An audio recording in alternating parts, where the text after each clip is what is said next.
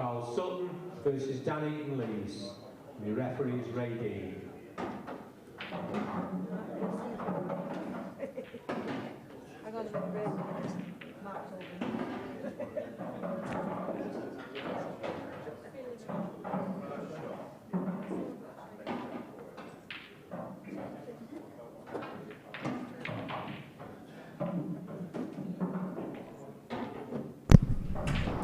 Very good evening and welcome to the McCure Telford Centre Hotel for live coverage of the final of Event 5 of the 2019 EPA Pool Tour.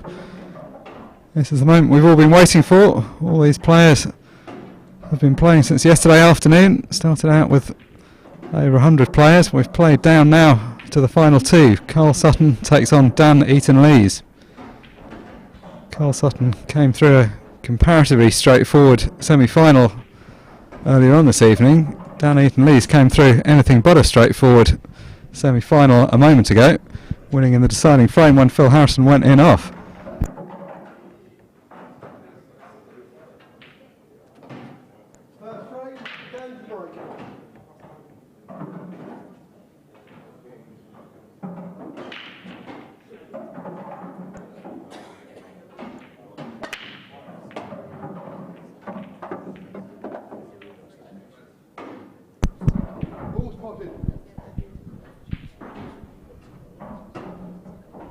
So just saying, Dan Eaton-Lees came through anything but a straightforward deciding frame. Phil Harrison ended up potting the black with a couple of balls remaining.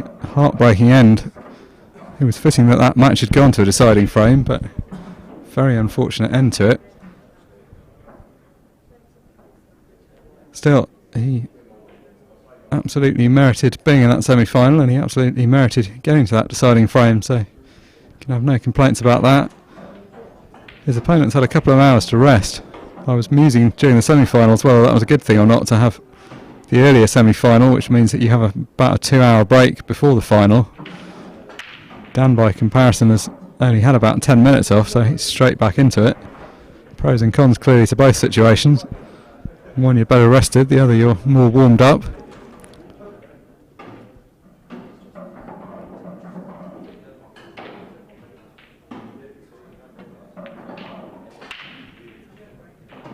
So it was Dan that won the lag and broke in this first frame. Unlike in the earlier rounds where the players referee their own matches, we've got a dedicated referee for this final. Ray Dean is the man in the middle doing the honours for this one.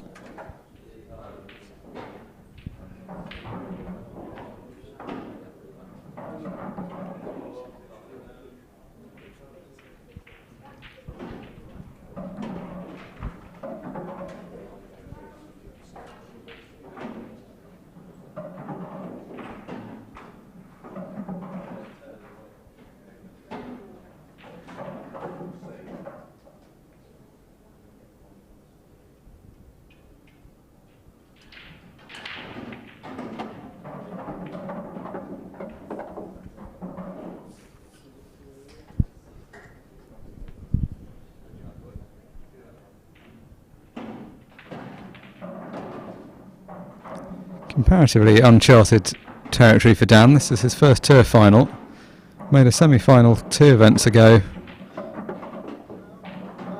Well, that's most unfortunate. Made a semi-final 2 events ago. Couldn't quite get over the winning line though to get through to the final. So, first appearance at this stage of the tournament. Dearly love, of course, to go one better than that and actually lift the trophy. Been a pretty impressive season though. A semi-final and a final in 5 events is pretty good going. Very high standard of play on this tour, so it's not like you get any easy matches, particularly once you get to the latter stages.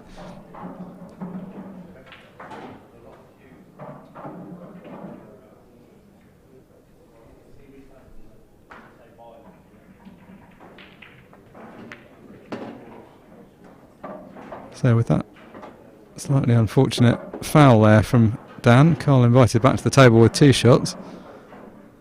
Still not absolutely straightforward. There's the 2 reds clustered together in the bottom left-hand corner of the table.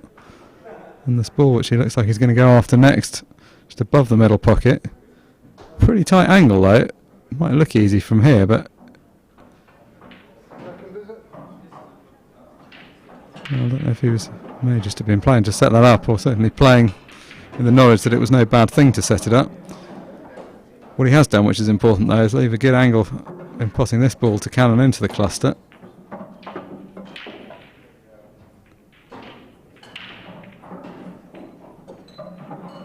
It's got a little bit too far behind it. It's never that easy to judge, but it would have been preferable to catch the top ball just a little bit fuller. Keep the cue ball above those two reds. As long as the red that he's just pointed out with his cue goes past the other one into the centre pocket, he'll be okay.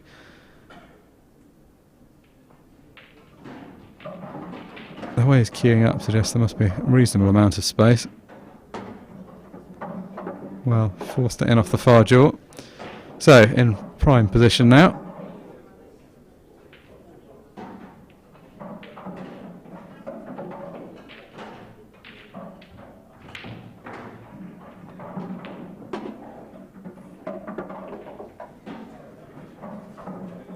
Karl's undoubtedly the more experienced of the two players in terms of high level experience, but Dan has had an excellent season, as I was saying, on this tour. He's also qualified for the England team, which is no small achievement. Very, very tough qualifying skill to go into that one.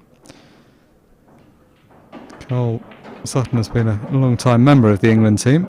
Well, that's one of the loosest shots I've ever seen him play. He's overrun this by an absolute mile.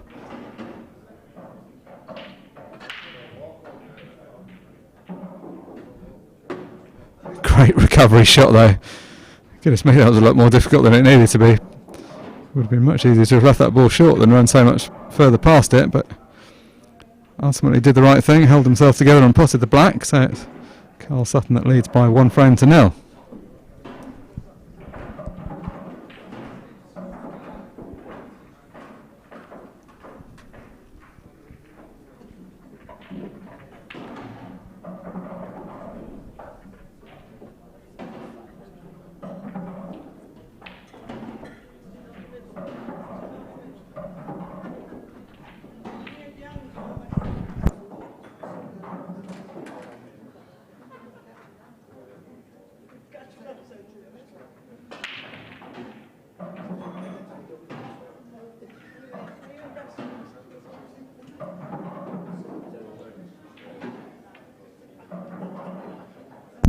This is often the most difficult part of the job for the referee, trying to get the balls racked up.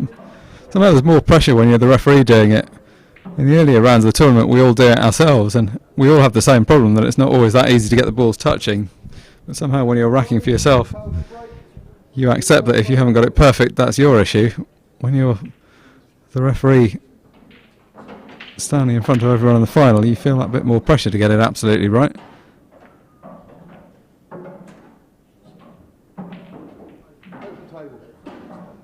Well, that's certainly not something that Karl's going to want to see. He was breaking really well in the semi-final. I mean, he seems to have hit that break about as well as he could do. The balls were flying around the table. Ultimately, nothing quite found its way in. Definitely doesn't want that magic skill deserting him at this stage, though. That consistency of break in the semi was one of the key factors that helped him to beat Neil Toms. Good standard of play in that match. He beat Neil Toms 8-4, but both of them played pretty well. There were a couple of tactical frames at the beginning of the match, but then Neil had a clearance from the break. Karl followed up with one, and then a couple of frames later the same thing happened again. They both had one in a row. They were sort of matching each other blow by blow in that department. Karl ultimately just had a bit too much.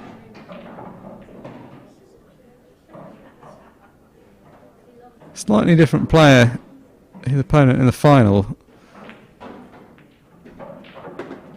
Dan's probably a slightly more fluent potter than Neil Toms, but a bit less experienced at some of the other aspects of the game.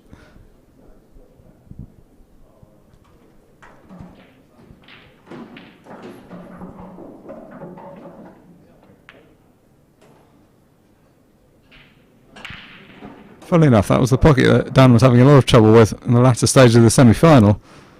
The deciding frame, he missed a crucial yellow into that pocket twice from similar-ish sort of situations.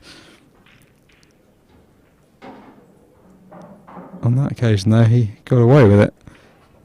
He's kind of got away with it here as well, because where the white's finished, Karl's option's pretty limited.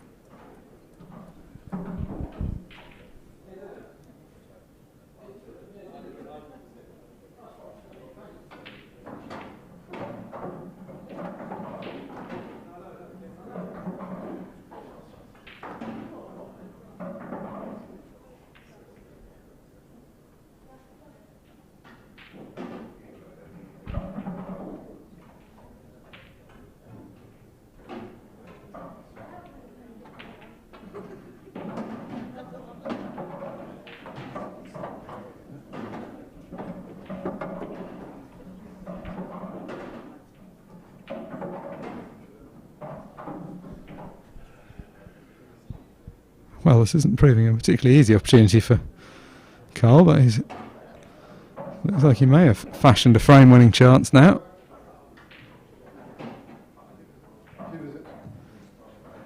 Well, just as I say that, I've jinxed him. He somehow contrived to give 2 shots away. So, easy clearance now for Dan Eaton-Lees to get his first frame on the board in this final.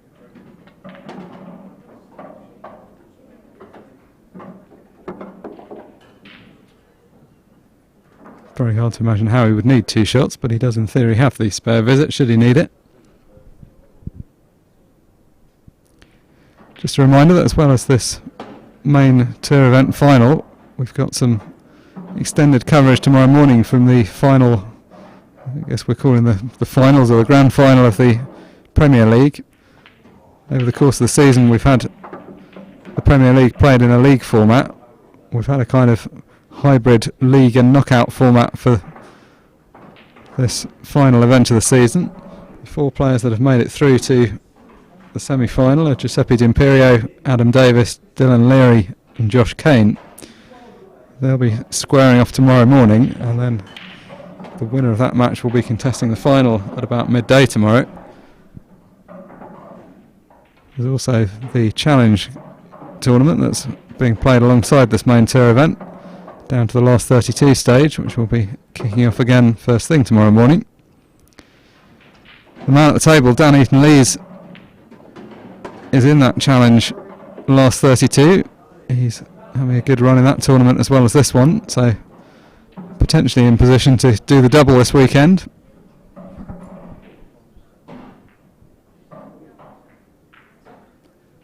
The referee's decided that trying to rack the balls up wearing those white gloves is not the way forward.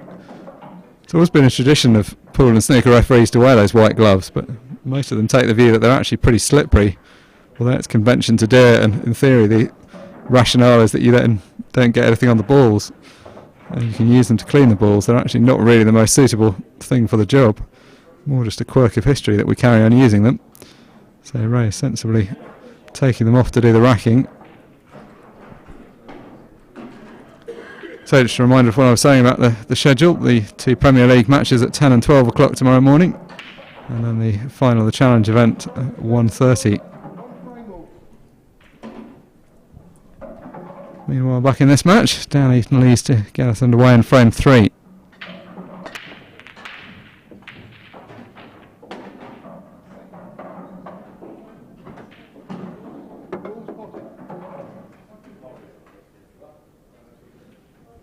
So it's a red ball that he's potted. Red ball's in play. And red balls that he's nominated. This is a pretty presentable opportunity. The red on the right hand side cushion is going to be the most difficult one to get on, but there's still some margin. What he doesn't really want to do whilst trying to get on it is risk knocking into the black and knocking the black safe. The black's actually in an okay position where it is. So he wants to just screw past this yellow. I really couldn't have played that any better. That's pretty much perfect. Had just the right line there.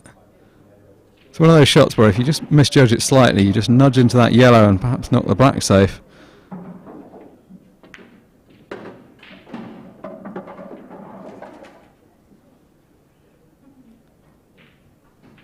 So a good opportunity for his first clearance from the break of this match. Important at this level to be winning a few frames from the break. You just don't really get enough opportunities from your opponent's mistakes to rely on getting in that way. You've got to make some of the opportunities yourself. And the easiest way of doing that is to pot a ball off your own break and follow that up with a clearance.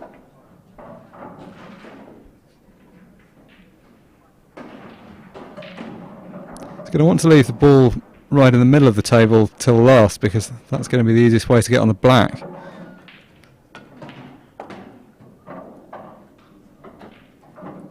So, very simple pot, of course, on this last red. It's just a case of trying to get a good position. Ideally wants to be pretty much straight on this remaining red so he can just run through for the black.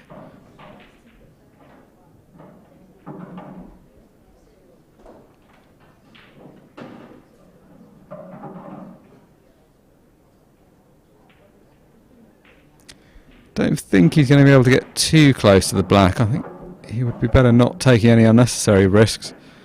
Just making sure he leaves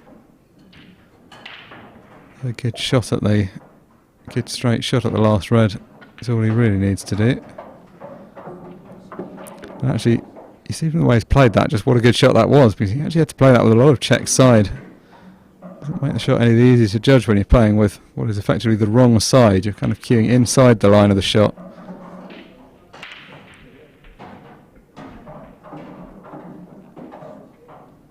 So I think he's straight enough that he can just roll this through.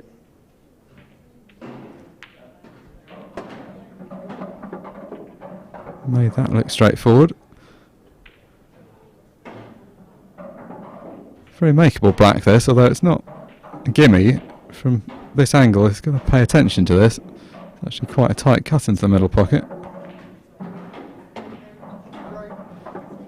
Wow, that was a quality clearance all round. Good break to set up that opportunity, and then took those balls really well. They're very assured in and amongst the balls. So if you didn't know already, Karl Sutton realises that he's got a match on his hands.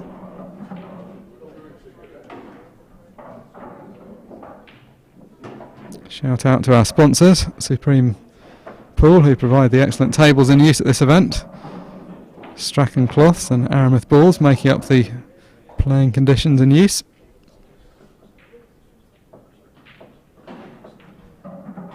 If you're just joining us, a reminder we're coming to you live from the McCure Telford Centre Hotel. Crisscross the country over the course of this season. We started up in Blackpool. The last event back at the end of August was down in Northamptonshire. And now we're over in Shropshire for this fifth and final tour of 2019. Karl Sutton then to break in frame 4, trailing by 1 frame to 2.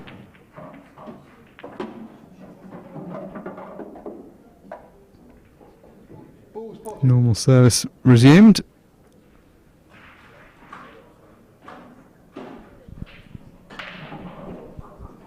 Pretty good opportunity to strike straight back. He's just watched his opponent clear 1 from the break.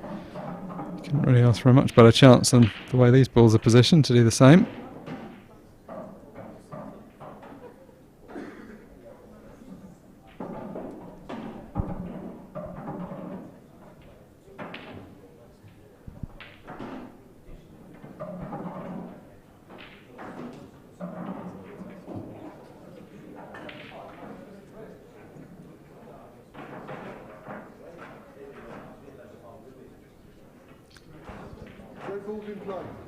Not that much to choose between the balls, but red's his choice. The only difficult red really is the one that's nearest to the black, which is just a little bit guarded. There is a path through to it, it's just not a huge margin of error to get through that gap.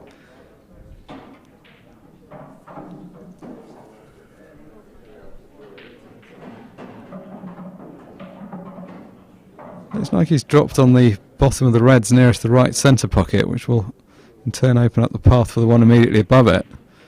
So no problem really with any of the 4 balls at the top of the table. You imagine he'll leave the red at the bottom of the table until last, on the basis that it's near the black, although that said, it's never ideal to leave till last the most difficult ball to get onto, because if you do get it wrong, Your options are limited.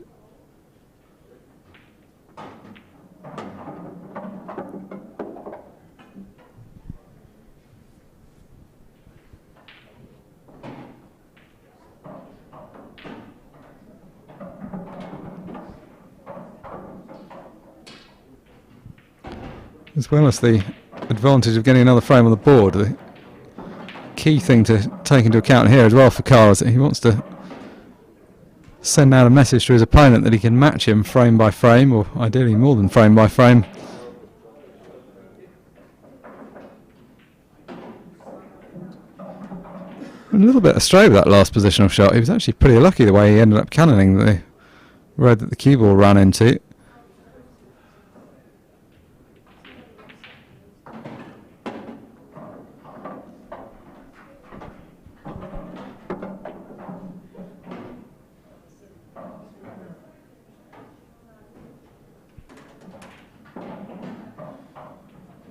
So just pointing with the cue where he'd want to leave the cue ball.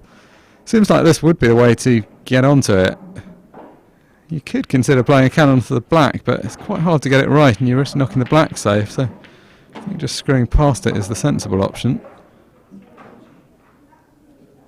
Has he gone far enough?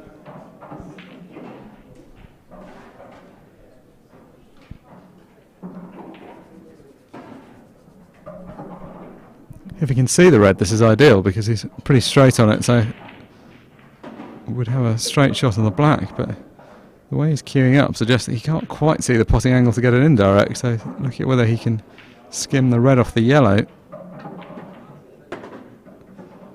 Yes is the answer to that.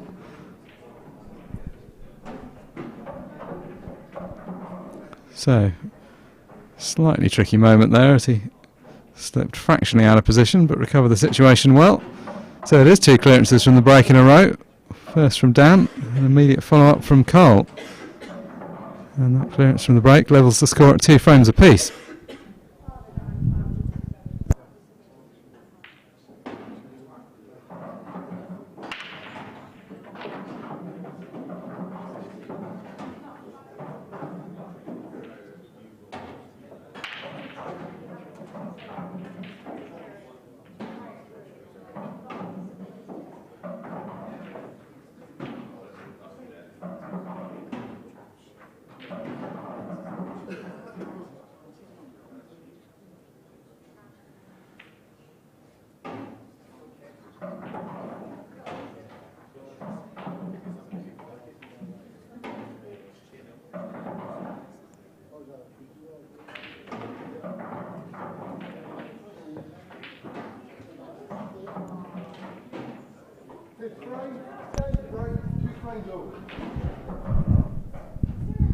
So we've seen 2 clearances from the break in a row, and we're about to see a third.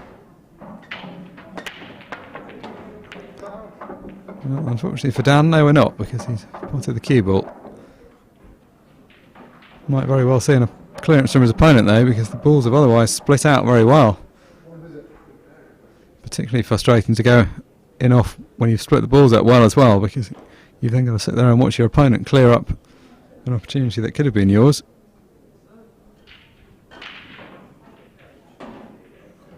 No surprise at all to see that yellow is the colour of choice. So we see sitting behind the table the trophy that these 2 players are playing for. Impressive piece of silverware to add to both the ranking points and prize money that also comes with this. Both of these players have had a pretty good season on the tour, but this will of course be the icing on the cake if they can go on to win it.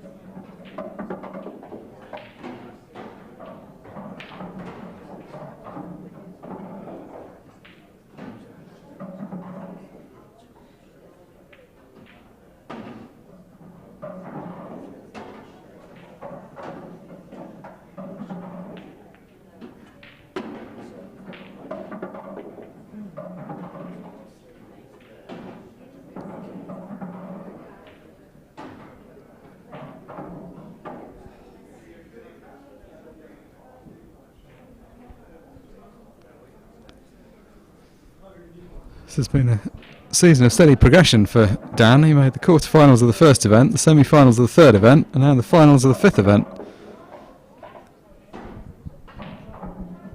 That really would be the icing on the cake if he could go on to lift this trophy.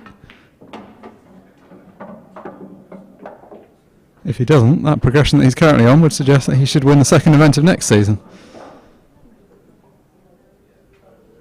May not run precisely like that, but he's definitely established himself as one of the top players in the game in recent months and years.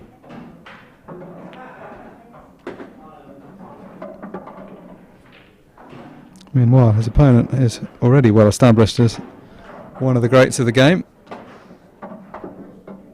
So, it is the third first visit clearance in a row. First from his own break from Dan Eaton-Lees, then one from his own break from Karl Sutton and one from his opponent's break. So, impressive standard of play. That's 3 first visit clearances in the first 5 frames.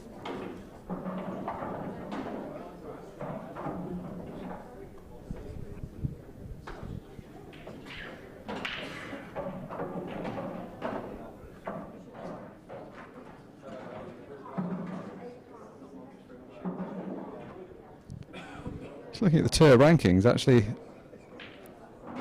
perhaps comes as a little bit of a surprise. It's Dan Eaton-Lees who's ranked number 5 by virtue of the quarter and semi that he's reached in previous events. And provisionally before this event, Karl Sutton was down at 21. That may possibly have been because he wasn't able to attend all the events. Not perhaps quite the standard we might have expected, but he's a proven winner over a number of years, so that ranking of 21 is definitely not reflective of his standing in the game, and will be going up significantly as a result of having reached this final.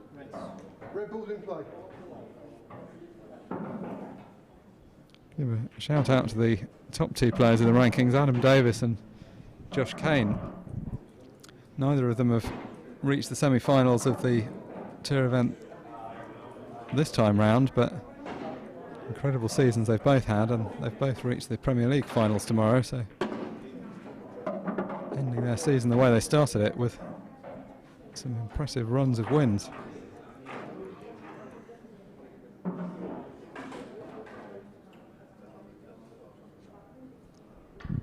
Prior to this event, we'd had 131 different entrants take part in the tour across the first 4 events. There'll be a few extra ones from this one. And exciting plans announced already for next season. Got a couple of new faces in Lee Kendall and Neil Toms getting involved in the organisation of the tour. New cloth announced for next season. We're moving to grey cloth.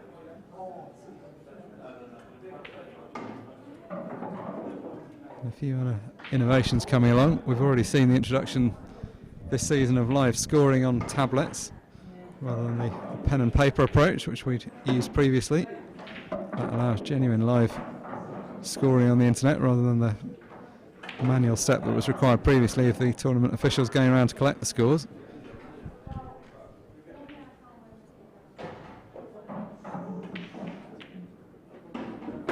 This tour in various different guises, it's not had the same name the whole way through, but some of the tournament officials involved in this one have been involved in tours dating back to the early 90s, so a lot's changed in the world in that time.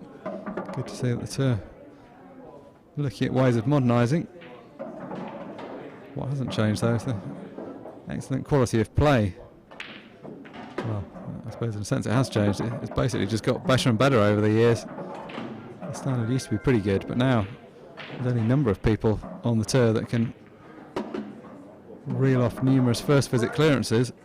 Right now though, it's the man at the table that's just reeling them off one by one. That's 3 8-ball clearances in a row now from Karl Sutton.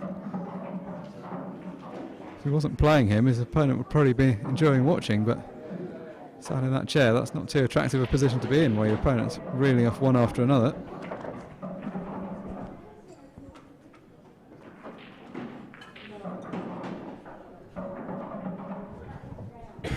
Between them, 4 total clearances in a row now.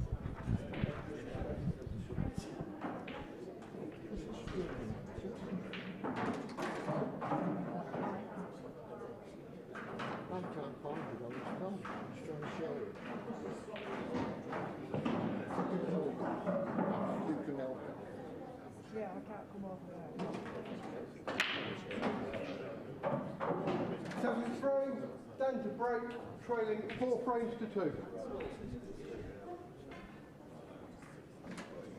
Well, Dan trailing 4 frames to 2, but the last time he played a shot that wasn't the break, he was leading 2-1. That's an example of how quickly things can turn around. He's watched his opponent clear 2 from his own break and 1 from Dan's break. Open table. I think he'd be slightly fearful that might be in for another one of those. Not quite as straightforward a layout as the last three or 4 frames.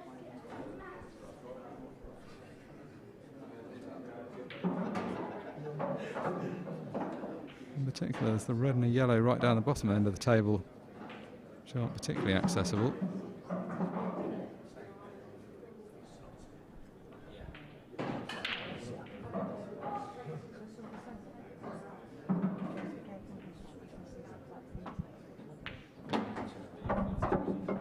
Red balls in play.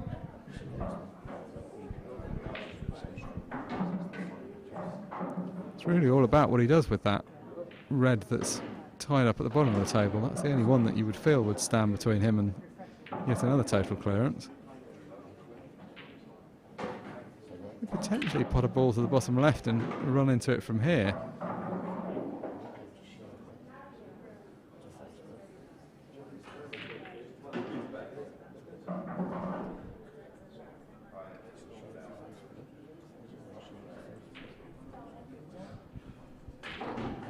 Not an altogether straightforward situation, which is why he's giving it a bit more thought.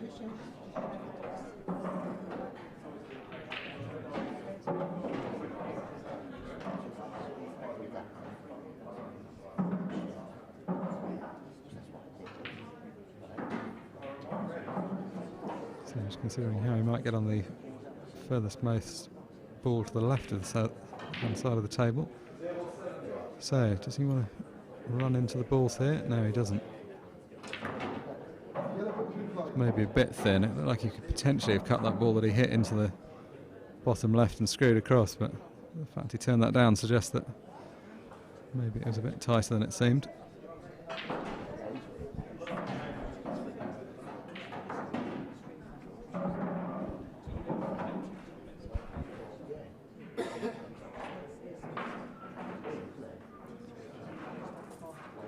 Not sure if relief is the right word, but Dan will be glad to be back at the table. He's been frozen out quite extensively for the last 3 frames.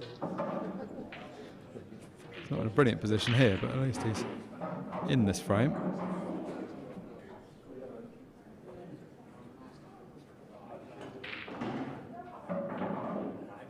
All the reds do now pot, but no straightforward starter for Karl.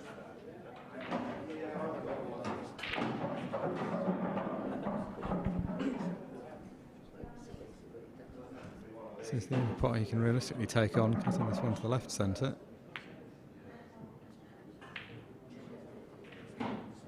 Pretty close, but that was never an easy pot from that distance. If he'd had his hand on the table, that would have been one thing, but playing off the side cushion from a tightish angle, that was quite a tricky shot. So Dan could really do with making something happen here. Watched his opponent build up a fair head of steam over the last 3 frames. Doesn't much want to be slipping 5-2 behind.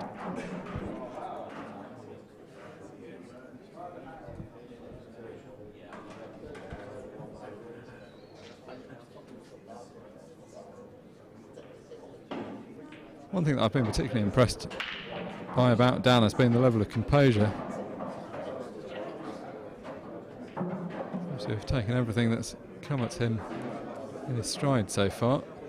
He has a demeanour that just sort of looks quite assured, like he quite fancies the job. He expects to pot the balls he's getting down to play.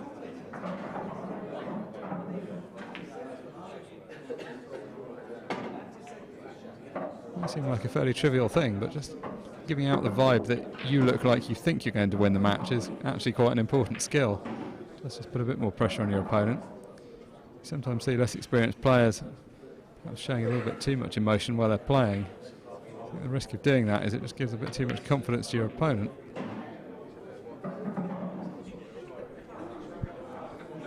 It's cued fractionally across that one. See the ball was always wide of the pocket as it set off down that cushion.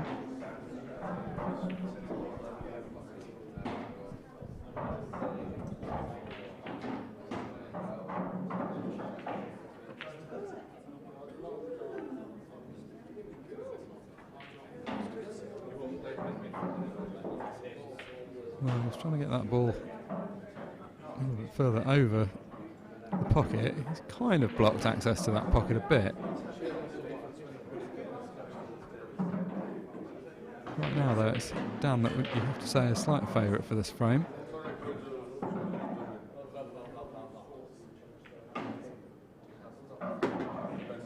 Well, that's a pretty bad outcome. He laughs at himself.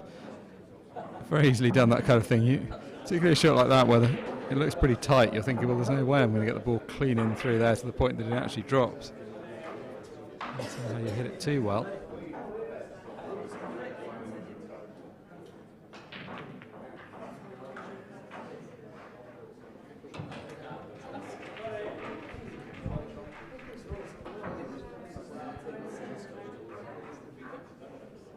So that's certainly changed the complexion of this frame a bit. So now Karl that's in the ascendancy. The only difficult red is of course the one in the bulk area which doesn't pot to the top left hand corner, so you'd have to try and drop in behind it.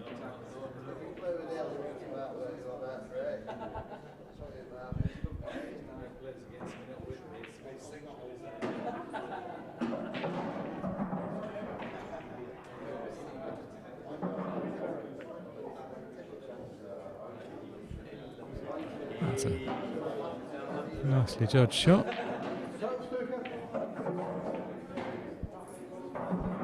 Achieved two useful things there. Got the pocket tightly covered and also got down in a relatively tight snooker. There's a few different balls he can go for. So I imagine he's going to find it difficult to hit. So you can choose to go for this one. If he hits the ball over the middle pocket, it's pretty much inevitably going to go in. Slightly more difficult shot, if for no other reason than he's going to reach the entire way over the table and then over that red. Even for a tallish player, isn't going to be so straightforward. Looks like he's happy he can play it without a spider though, which makes it easier. Yeah, he's played that well. At a nice steady pace, gave it every chance of dropping.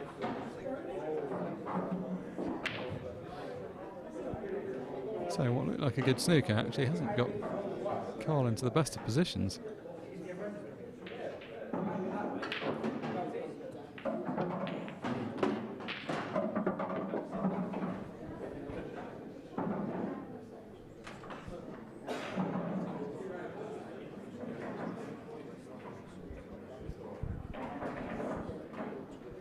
Just one more medium difficulty shot across the table. So he should be in prime position. Good pot there, nice straightish pot to the top right hand corner, and then the final ball hanging over the top left hand corner. Just looking at where he wants to leave the cue ball for that final shot. The answer is it doesn't really matter too much. There's a pretty wide range of places from which he'd be able to play position back down the table. You'd think running the cue ball forward would be easier than drawing it back, because then it'd be a more natural angle. And that is what he has done.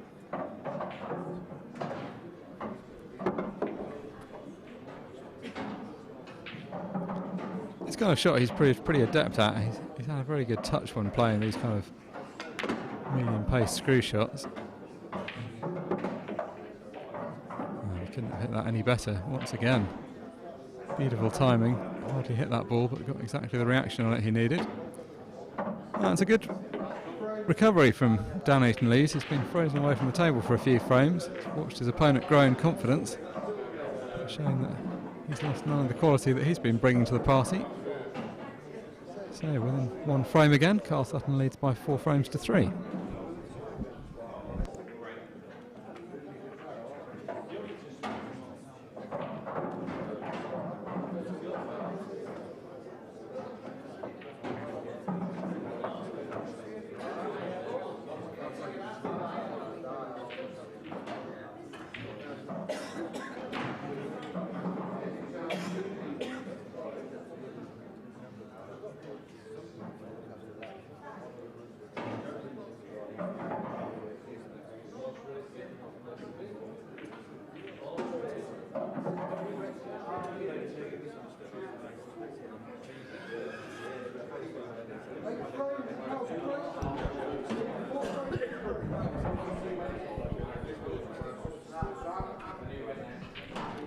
Karl Sutton then to break in frame 8.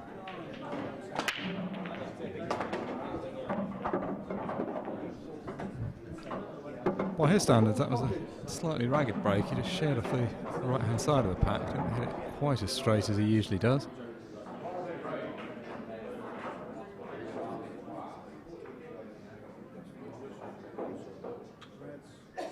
Ironically, actually not a bad outcome. He potted 2 balls. Sometimes the way you don't catch the pack quite as well as you intended. You put more balls than when you catch it perfectly. What he hasn't done so well though is split the balls up, so there's still a bit of a cluster in the middle of the table around the black. The black itself hasn't moved.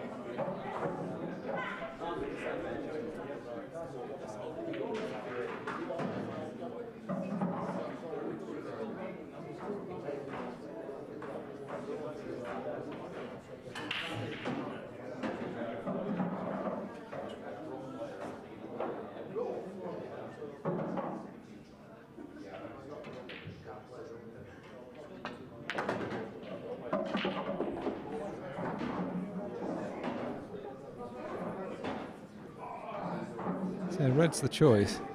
If the red to the right of the black can be cut into the left-hand centre pocket, this would actually be a pretty good opportunity, because that will, in potting that, open up the red above the black.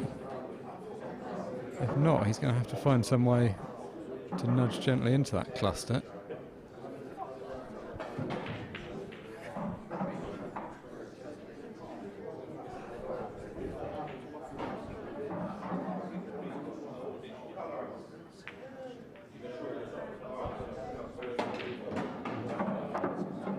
So it does go. So that's now opened up the red above the black. I think he's just okay.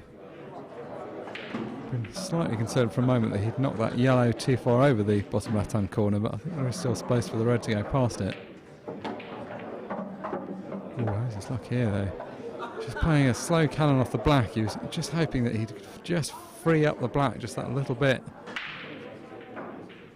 Is he going too far, or can you see the red over the right-hand corner?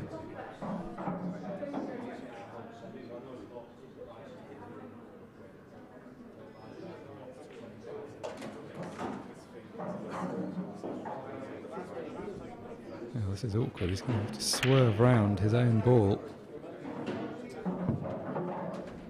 Didn't quite get the swerve on the ball there. It's just hit it a shade hard. Just needed to slow it down a bit to let the spin take effect.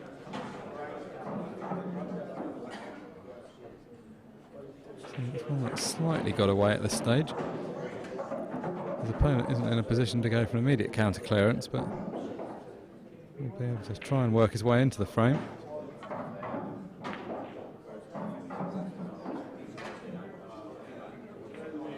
It's one of those annoying ones. Sometimes when you draw a ball like that, you get very close and it sticks in the pocket. That time, anything but. It's run right along the top cushion. Not disastrous, of course, but it would have been much easier to have that yellow available. So it takes a bit of the pressure off Karl. He can look to promote his reds.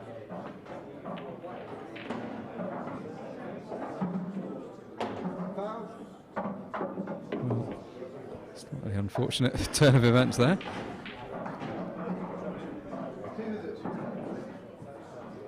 It's not entirely straightforward, even with the 2 visits, though, it has to be said for Dan.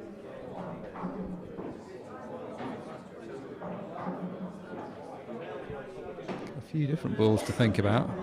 The one tight on the baulk cushion will be okay, because he can put the cue ball right behind it and pot it, but then there's the 2 on the right hand side of the table, neither of which are in ideal spots. And the cluster to the right of the black needs attending to.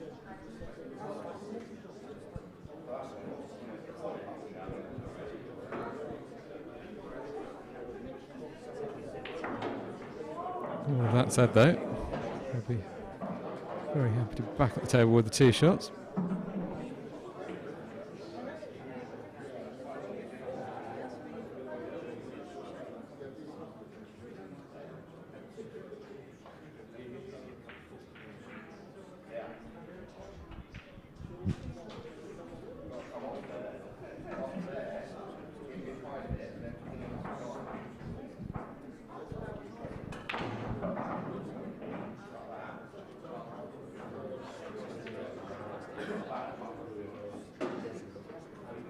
necessarily disagree with this shot in that this ball over the pocket is quite a good way to get into the cluster next to the black.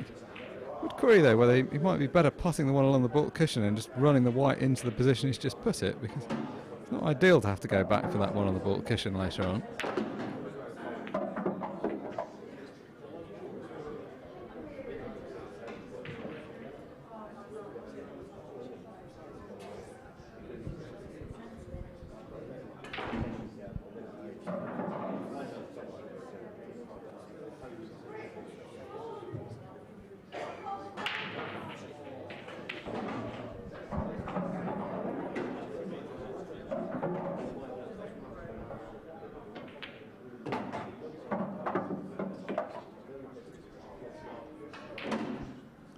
Confidently struck shot as it needed to be to get the action on the white required to get round.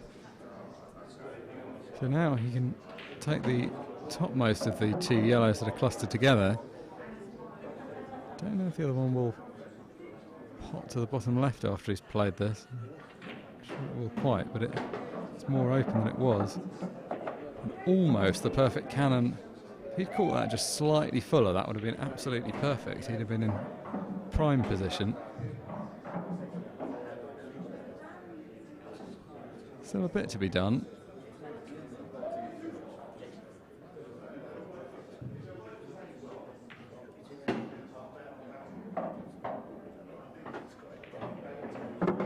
He's taken this really well so far. There's been a number of quite challenging elements to some of these shots.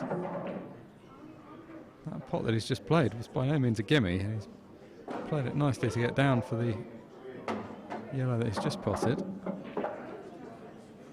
So looking good value for levelling things up right now.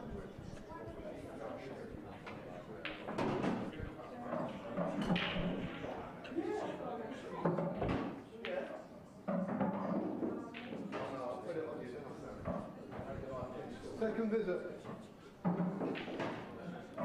You'd have to say that's a well thought through shot. There are plenty of people that would have gone for the more difficult yellow thinking, well, at least I've got two visits, it doesn't really matter. Sometimes the trouble with doing that though is you end up missing with the first shot and knocking the ball safe.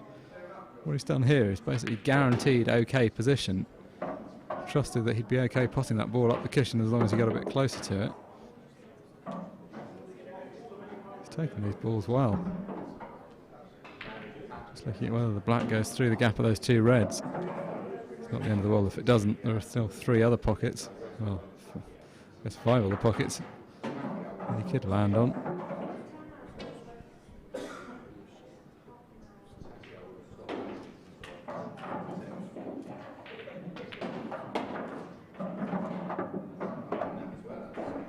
Yeah, it will seem like that might be the safer option. Just guarantee yourself a shot into the open pocket on the left-hand side.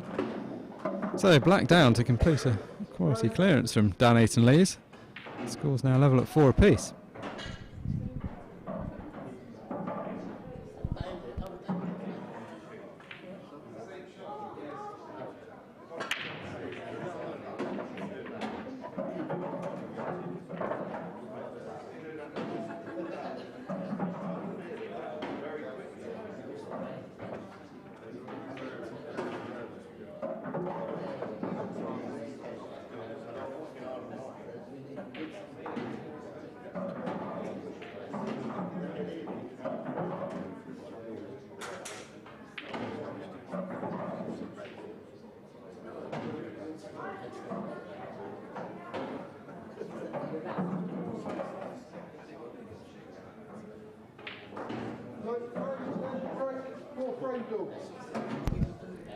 If you're just joining us, you're watching the final of Event 5 of the 2019 EPA Pool Tour. Karl Sutton against Dan Eaton-Lees. The players currently tied at 4 frames apiece in what's been a pretty high quality encounter so far. Had 4 first visit clearances in those first 8 frames. And some rather good play from both players.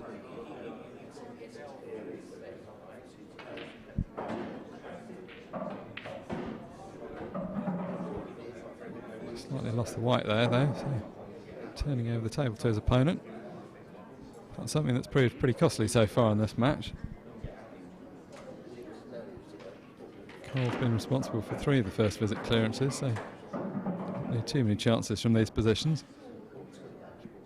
This is a less good split of the balls though than any of those were.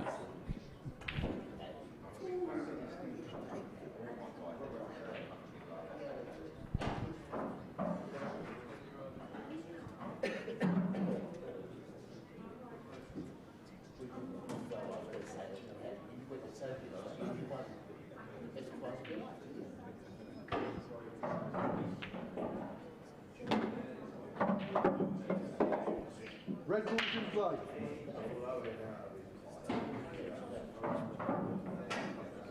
Good position shot off that first ball.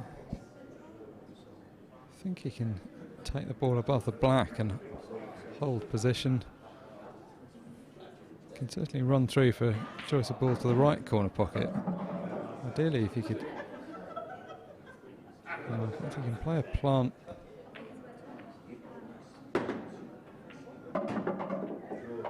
So that's helped to tidy things up at the bottom of the table. It's one of those situations that's just a little bit congested in the middle of the table.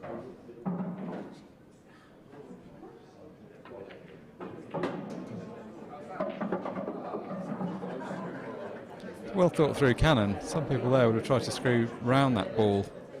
Karl decided just to embrace the fact that he was likely to run fairly fully into that red. Just bump it on and off the side cushion. Make sure he guaranteed himself a shot at it. Looks like he may have landed in a position where he can take the top one of the 2 reds that are clustered together.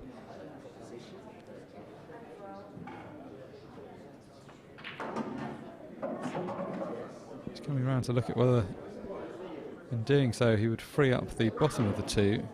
If the bottom of the 2 went into the left hand, well, the left hand corner pocket as he looks at it, the bottom right hand corner pocket as we look at it, that would be ideal.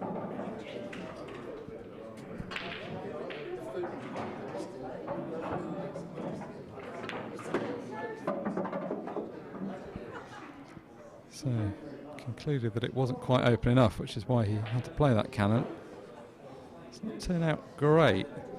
The bottom one of the 2 balls does now pop, but the problem is, well, that yellow is immediately below it. He's immediately going to smash into that, and he's not going to have too much of a say in where the position goes.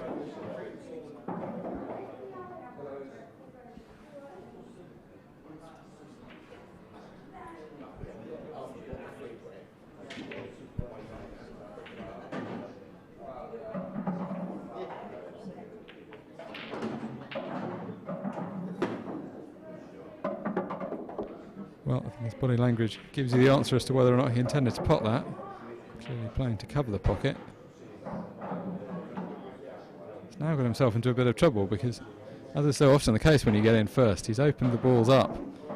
And if he doesn't somehow manage to get this safe, he's going to leave Dan a pretty open shot at one of these yellows, you'd feel.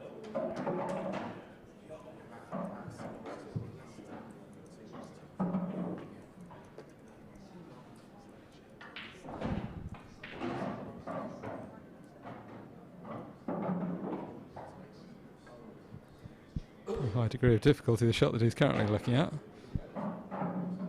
To play one red into the other and cut the second one presumably into the right centre pocket.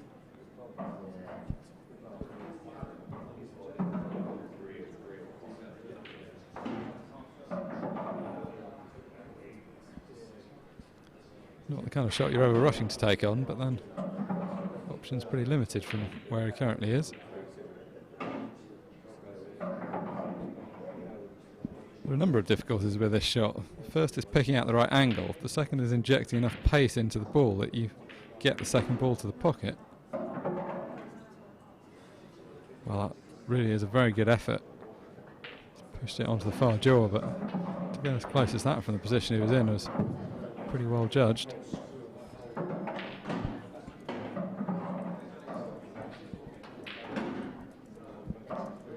Unfortunately in this game, almost isn't quite good enough, and the fact that he played the shot well, it's going to be scant consolation if he doesn't win the frame.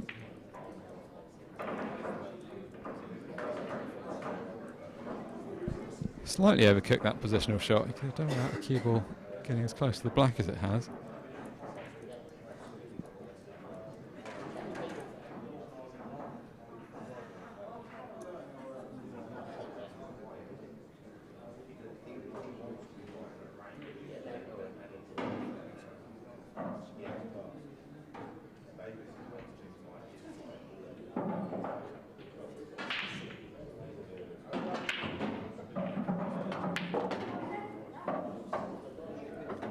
Good recovery shot though, and he's proved very adept with that kind of shot. Happy to leave himself a ball from distance.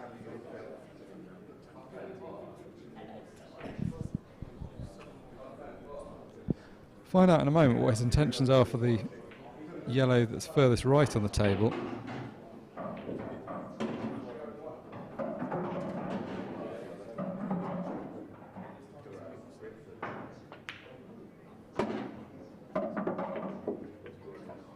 Maybe that it squeezes in off the red.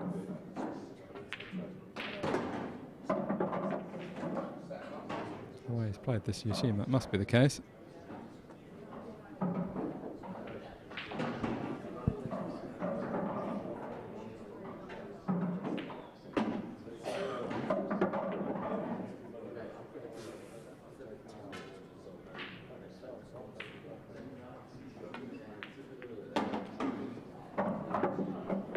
Another quality finish and another frame on the Eaton-Lees side of the scoreboard by the look of things.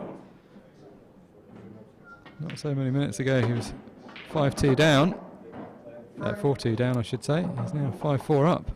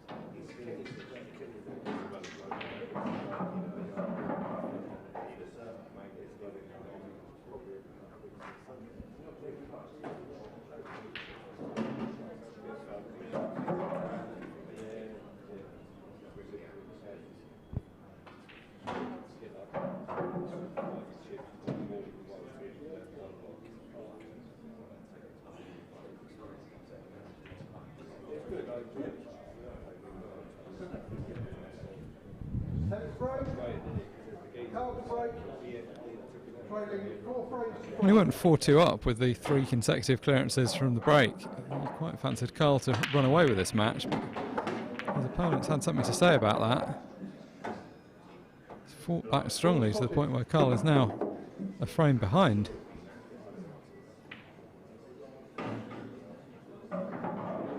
Pretty good looking opportunity to remedy that situation though.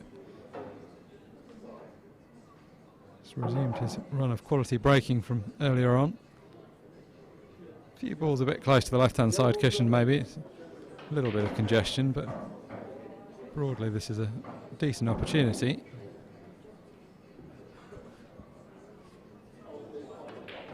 Yellows would seem to afford the better opportunity.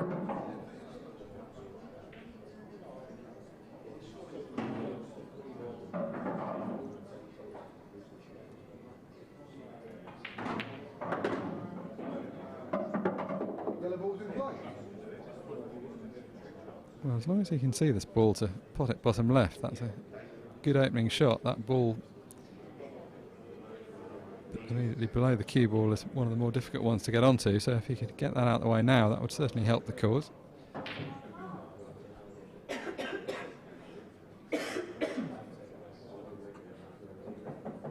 Looks like he's left it a bit tight, but I think he can just get through.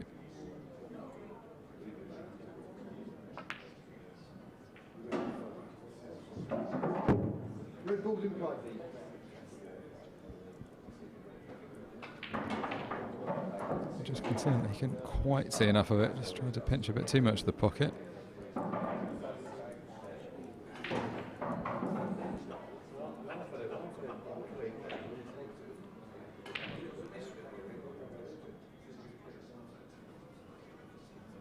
Hasn't left down too much. The roads are basically quite open, but just no really easy starter to go after.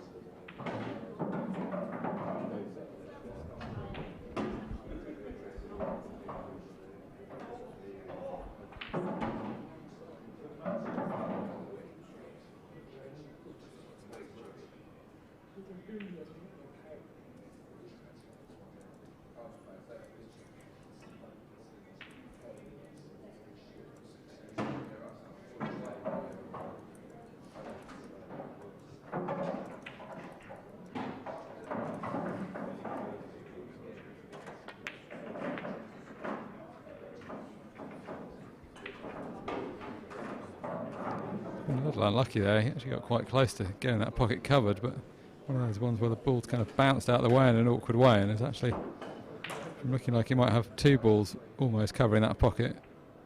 He's got neither, and he's got his own balls tied up. Again though, much the same the other way around.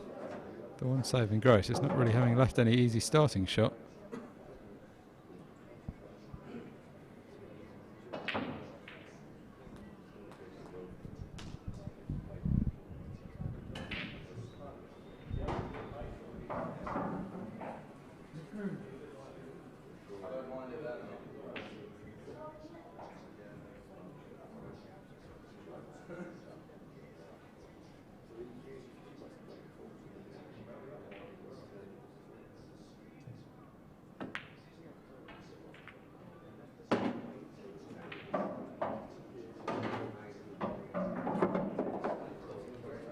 Well, he looks slightly frustrated, but he's actually played a really good shot there to make that kind of contact.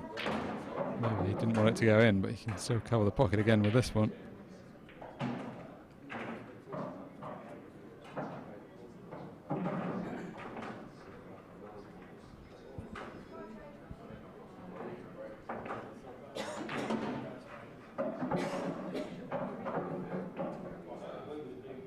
One of comparatively few frames that's involved this kind of safety exchange, but both players handling themselves with a degree of composure still.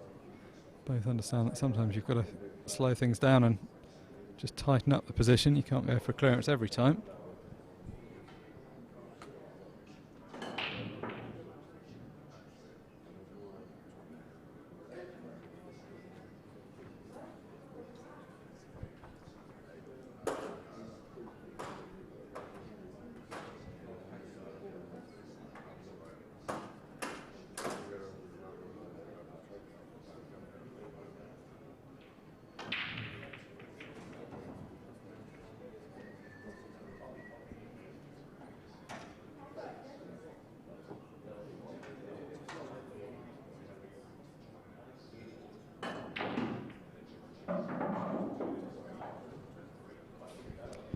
Confirming with the referee that the topmost of the reds is off the cushion. Suggests he's going to.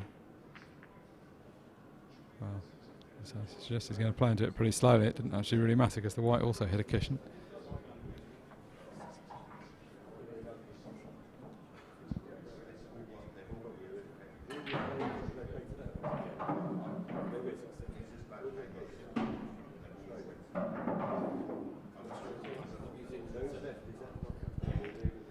Been a relatively quick final so far, 9 frames played in just over an hour.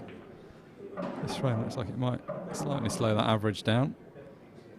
Although actually, it's not one of those frames where there's a couple of balls tight to each other over a corner pocket of different colours. Those are the ones that normally get into very protracted exchanges. This particular situation, we may see a bit of tapping around at this end of the table for a moment, but I don't think it will take too long to resolve itself.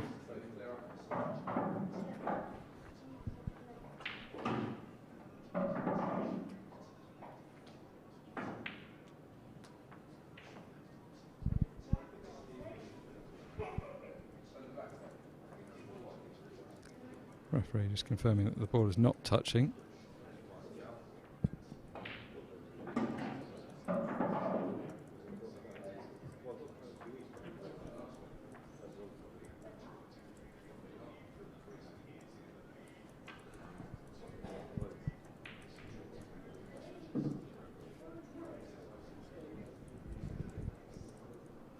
Karl's going to have to do something slightly different. He hasn't got the angle to get back in behind those reds like he played last shot.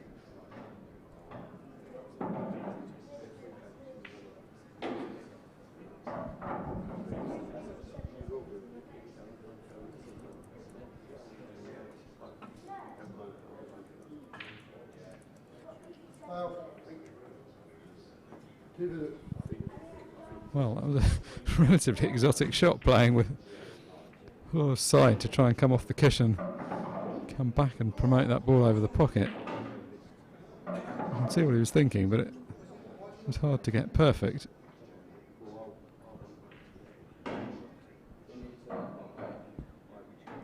Helpful to have 2 visits here, although even with the 2 it's not a complete formality.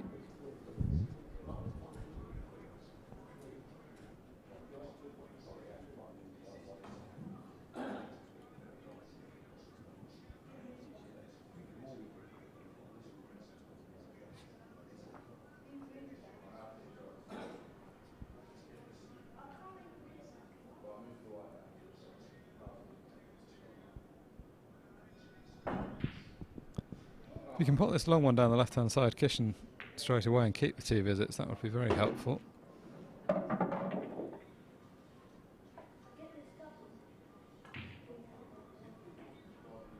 That's one of the challenges out the way. The main challenge now is the 2 reds together at the top left. Assuming he can hit one of those now, he's going to just waste his visit opening them up. Second visit.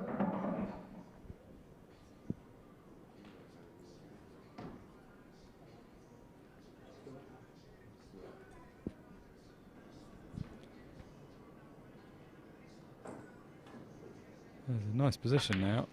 This is the most difficult of the pots. Now he should be in pretty close position at the top of the table. Shouldn't really be anything too difficult to do. And the black's there waiting once it's finished.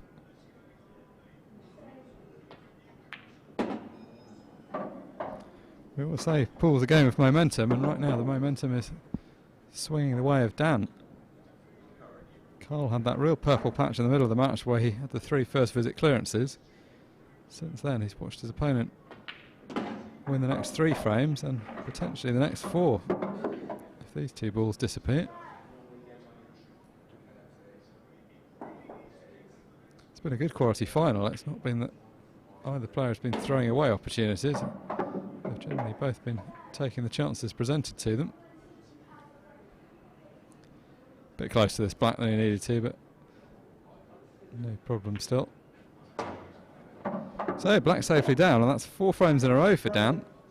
He now leads Karl by 6 frames to 4.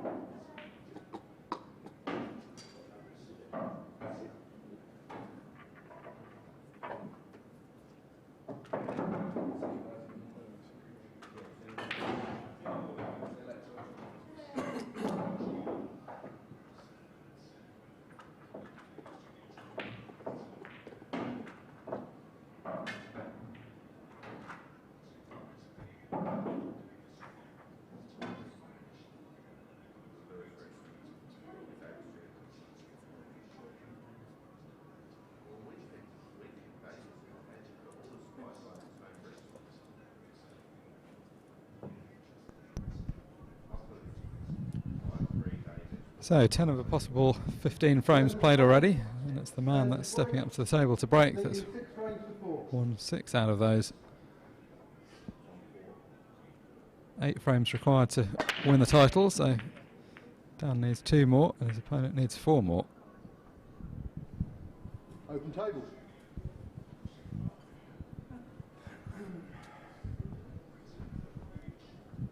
Very important frame in the context of the match for Karl Sutton, this one. The difference between 7-4 and 6-5 is pretty massive. For the early part of the match he had the momentum. He's well and truly lost it now though, as his opponent's put together 4.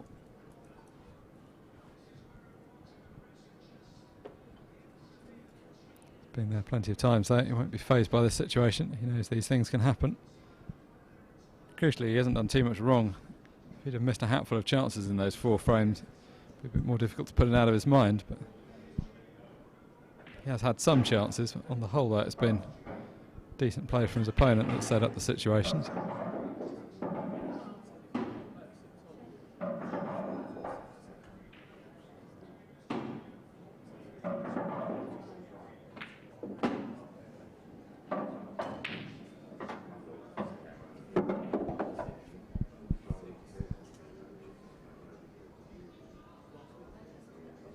Too straight on that to get ideal position, but still shouldn't be any trouble cutting this ball back. I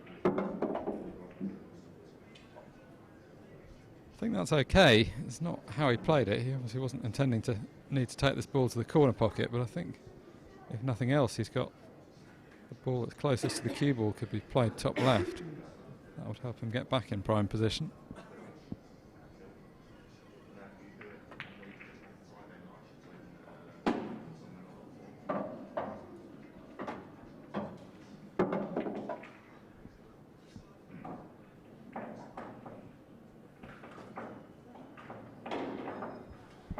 He's not going to be able to get too close to the yellow after this one, but the important thing is leaving the right angle. It's not a huge gap to get on it, it just needs to screw back slightly. It's pretty much perfect, just stopping the cue ball almost dead, just pulling it back the merest fraction. So now just wants to pot this, just screw back ever so slightly again. And now things have opened up nicely.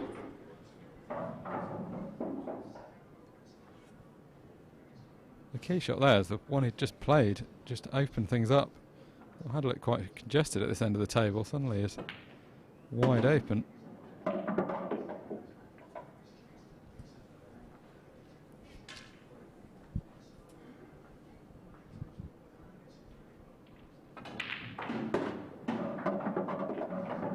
We have ourselves a match with this black. Karl Sutton will pull back to only 1 behind. Dan Eaton-Lees 6, Karl Sutton 5.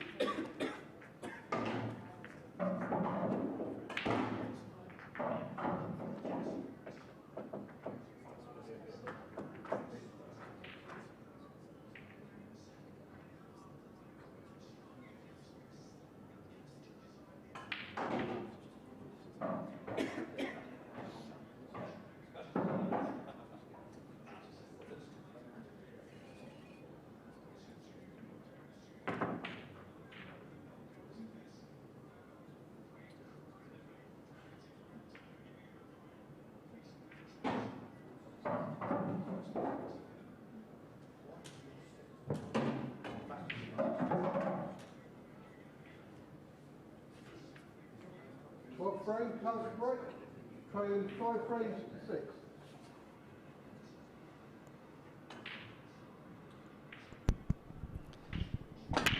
Karl Sutton then to break off in frame 12. Ball's potted. Not a bad break, although the white flying around the table a bit. Nominated.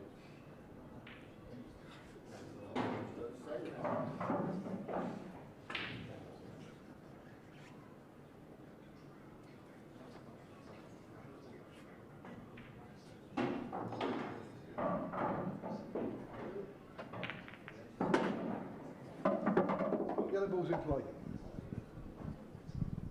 And from Karl's point of view, this would be a great frame to win. If he could level the scores back up at 6 apiece, we've really got a match on our hands. Every frame pretty critical at this stage. His opponent only 2 away from victory, so would certainly prefer to keep him 2 away. Once somebody gets 1 away, you just put yourself under a lot of pressure because any mistake could be your last. At least at this stage you can play with a little more freedom still.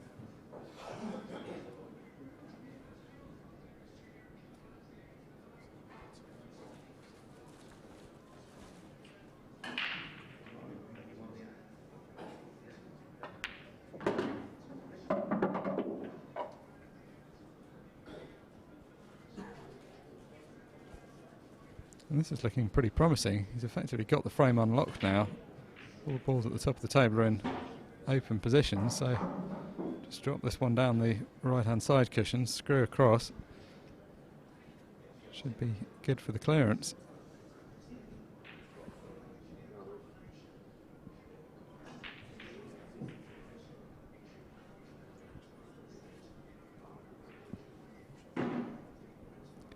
Both players still looking very fresh. We've commented a couple of times during the quarterfinals and semi-finals what a long day this is.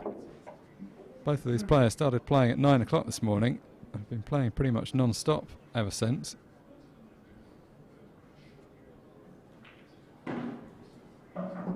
Karl had a bit of a rest before this match because he played in the first of the two semi-finals. Dan would have been playing for close on 4 hours straight,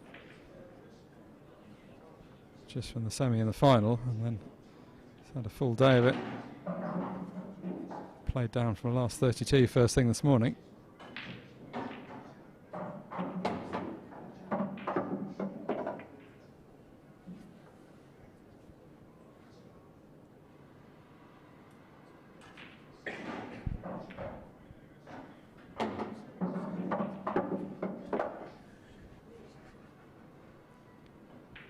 Regardless of the outcome, this will be Karl Sutton's last match of the weekend.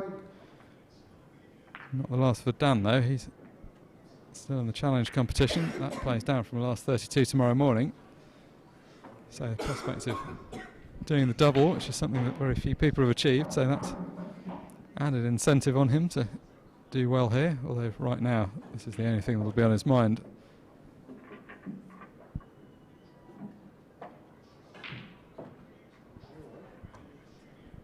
Just a reminder again about the timings for tomorrow. We'll be bringing you coverage of the semi-final and final of the grand final of the Men's Premier League. I'll have to get the terminology for this right, but this is essentially the culmination of the season. We've had 4 tour events at which the Premier League players played a round-robin format. At this final event of the season, they've played what is effectively a grand final, drawing together the best 8 players from that round robin, who are now playing down to an ultimate winner, which will be decided tomorrow lunchtime.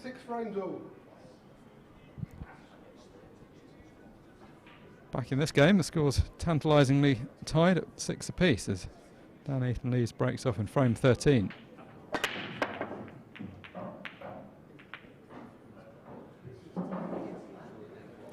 Well, you'd have to say that's unfortunate. He hit those balls really well. Balls flying around the table. Excellent split. Only thing he didn't do was pot one.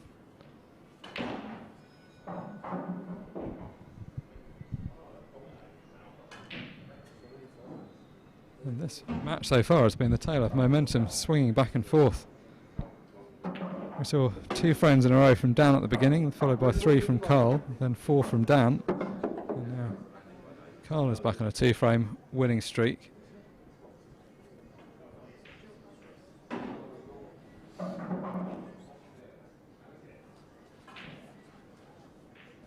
Be a nice frame this to win for either player. It's not perhaps so crucial. This one, the scores are tied, so it's not like anything hinges on this frame, but whoever does win it knows that they'll have 2 frames which to get over the winning line, whereas whoever loses it will really have their back against the wall.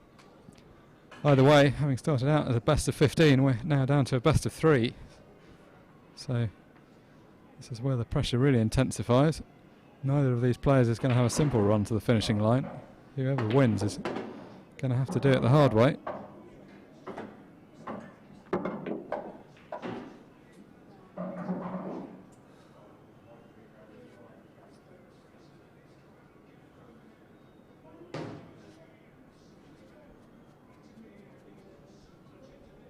Karl a bit frustrated with himself with the position there, but actually still in pretty prime position.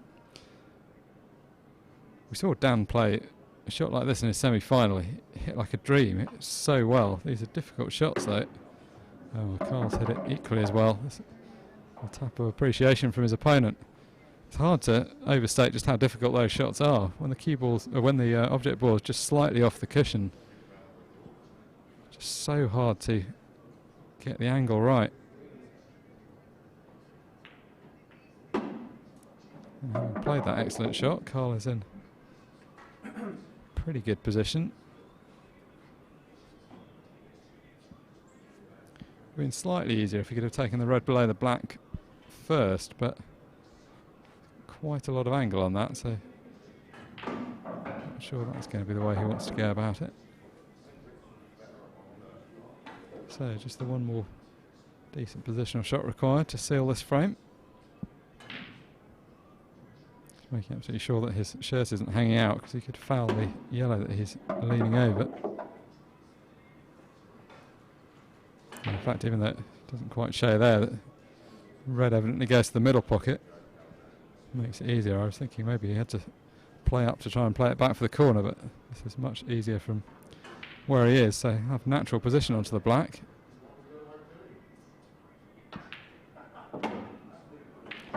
So the run of quality first visit clearances continues. Karl Sutton back in the driving seat. It's he that now leads by 7 frames to 6 and is only 1 frame away from lifting that trophy that you see directly behind the table.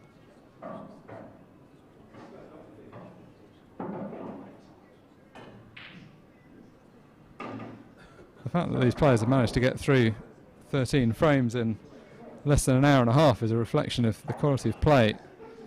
A couple of frames got a bit tactical, but there's been a lot of first visit clearances. Very solid standard of play from both players. Not really that much to choose between them. They've both put together some runs.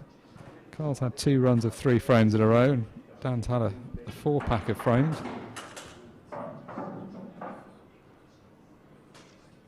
It's always key in these longer format matches. It's very hard work if you're just chipping the frames away one at a time. You can just get a bit of momentum behind you, clear 2, 3, 4 in a row without your opponent having too much to say about it. That's where you really build up a head of steam. So, breaking off in what could be the frame that he needs to win this tournament. Karl Sutton to get us underway in frame 14.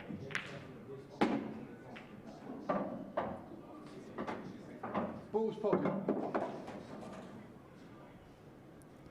Well, if nothing else, destiny in his own hands. He's potted a ball, so he's going to have the first go at going for victory if he wants to.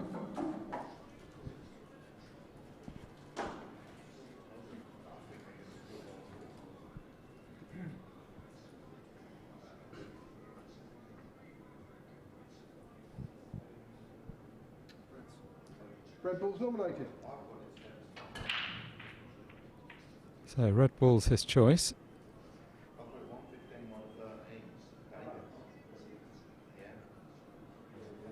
And the frame that you want to lift the title probably would ideally want the balls set a bit more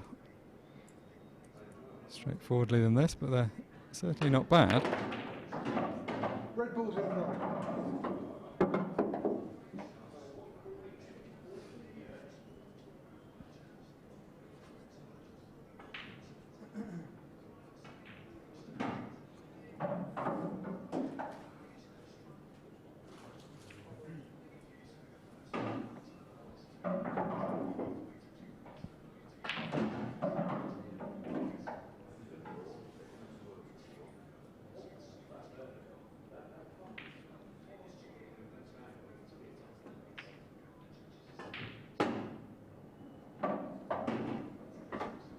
Cue ball drifting towards the middle pocket, but much to Karl's relief, coming off the near knuckle.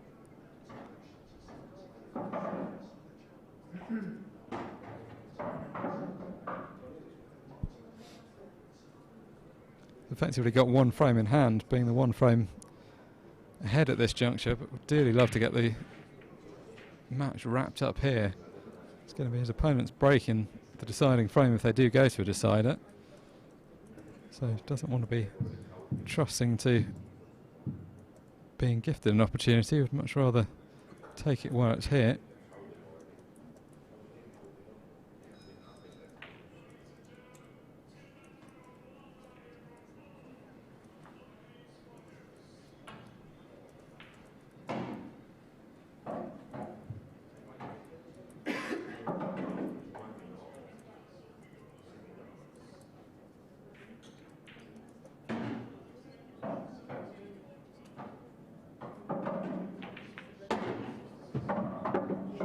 That's a good shot. That's really helped.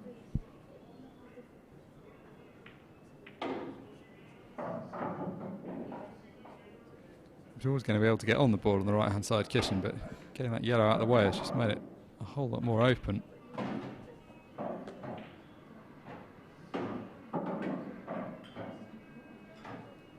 Still a bit to do though. This is not one of those clearances where you just roll all the balls in. The positional side of this is going to be fairly intricate to weave his way between the traffic.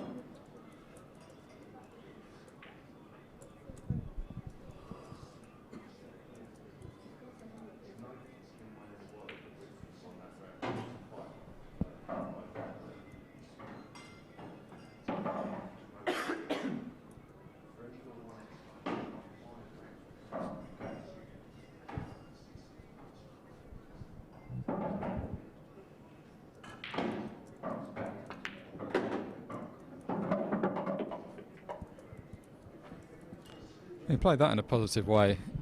Cannoning the black was always the best way of getting position there, but easy to get tentative with that kind of shot and not quite commit to it.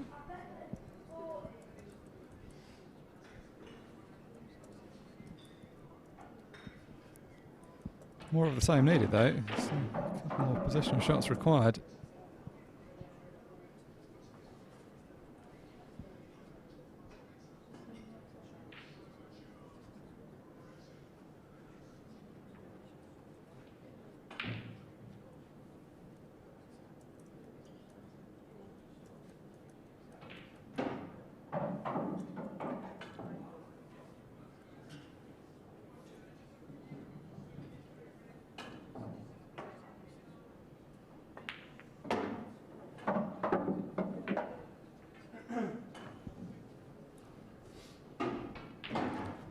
You can see before he played that shot that he was slightly in two minds about it. He didn't really like the options that he was faced with. So, one good pot now. Oh, how close is that? Oh, you can't believe that hasn't dropped. Just brushed the near jaw on the way past. Look at the position of the cue ball. He'd played the positional side of the shot just perfectly. So, it's the one last twist in this story. We've seen Dan come back from a 4-2 deficit, convert that into a 6-4 advantage already in this match. He's now the one that's fallen behind again.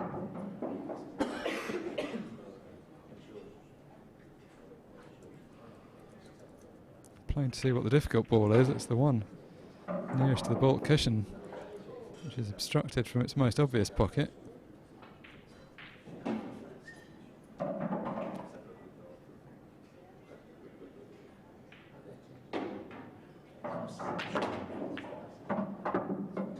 I'll tell you what, that's a tremendous effort.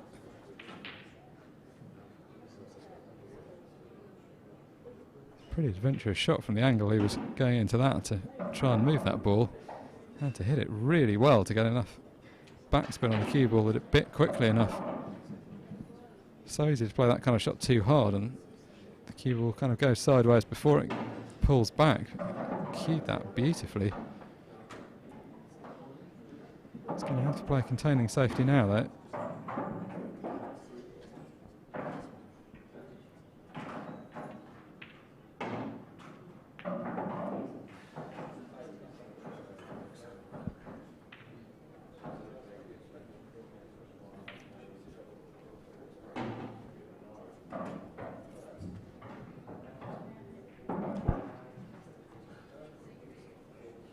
I assume he was trying to get the cue ball further across to the left hand side of the table as we look at it. Depends, if the red in the middle of the table doesn't pot to the bottom right hand corner, then it's not so disastrous to leave Karl a shot at this. But if it does pot, this has been pretty careless. You can play it cushion first. So does this ball go into the corner? Well, that's going to be a big shot if it does, because the cue ball is going to be running into the yellow just above it.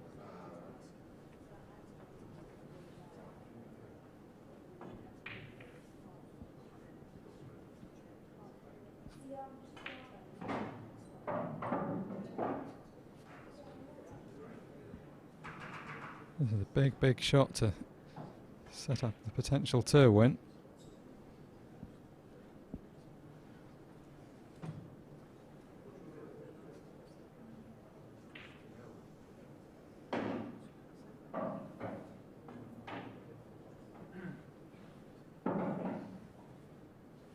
So play it with pace and try and screw the cue ball all the way out of that area and around the table, or just follow through and just try and nudge the cue ball through.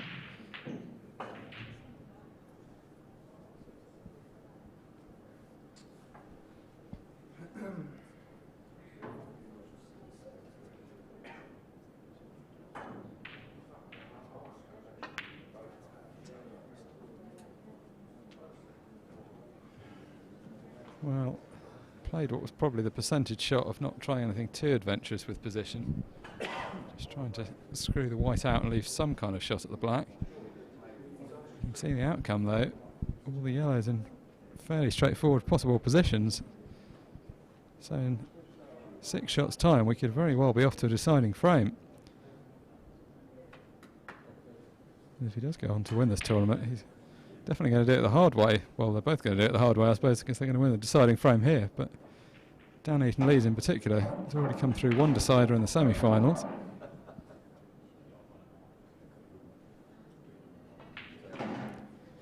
He held himself together pretty well in that decider in the semi-finals, although he did end up missing a ball into the top right-hand corner pocket twice. And although he actually wasn't in a bad position when it happened, it did ultimately have to rely on his opponent potting the black to guarantee the win.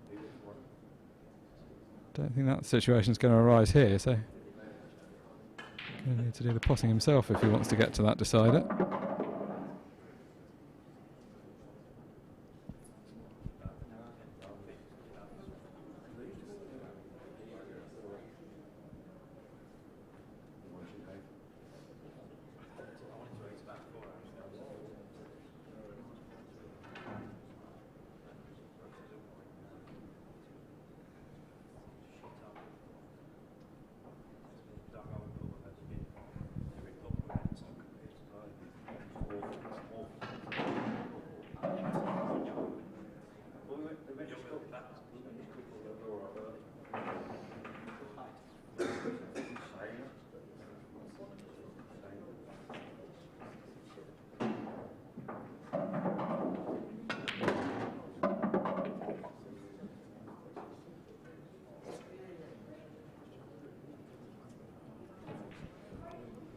Well, the body language suggested he wasn't entirely happy with that. I don't know if he was nervous that he was going to go off course, or if he was trying to play a cannon into the yellow.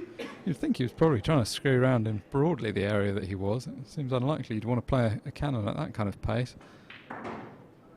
Either way, he's still in perfectly acceptable position.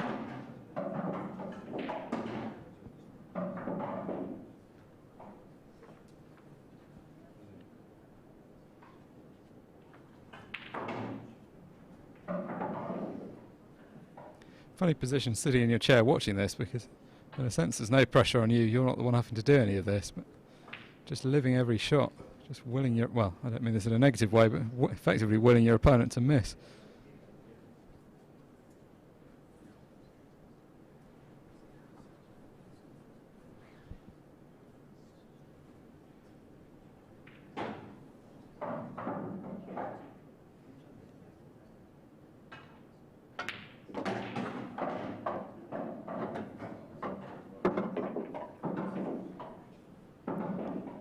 Presumably the yellow to the left of the black passes the red to the bottom left-hand corner pocket.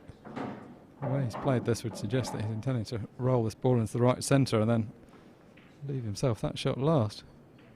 It looks pretty tight from that angle. If that isn't his intention, I'm not sure quite what he's got in mind. He's going to have a lot of work to do with the cue ball if he's going a different route.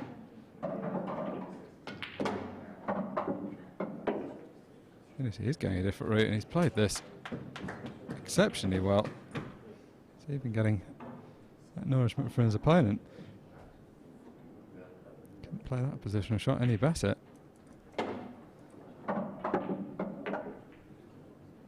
So, against the utmost pressure, Eaton-Lees has held himself together and forced a deciding frame. Players are tied at 7 frames apiece.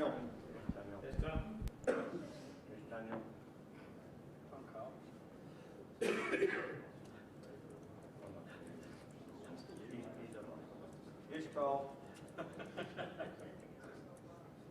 You know I love you.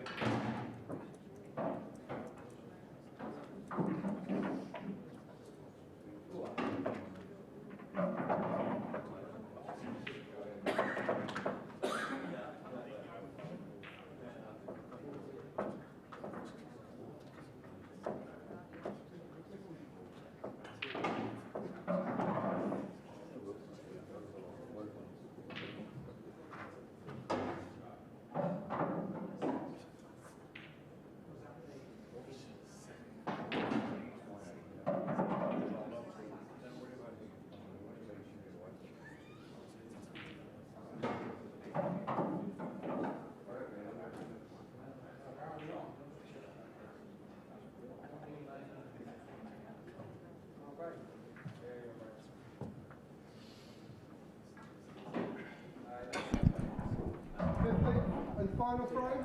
Warm handshake between the players as they get underway for the final frame. Can't blame Dan at all for checking the rack here. A tricky position for the referee. This is a very important frame. Obviously, he doesn't want any problem with the break that's caused by not having the balls racked properly. I think you'd have to say on the balance of play so far, 7-all is a pretty reasonable scoreline. Not much to choose between the players. They've both played their part in this match. Bit of a cliche to say it's a shame there has to be a loser, but it's not like one player has blown the other one away. Both been trading good quality clearances. As is so often the case with a deciding frame, what it may well come down to is just who gets the opportunity.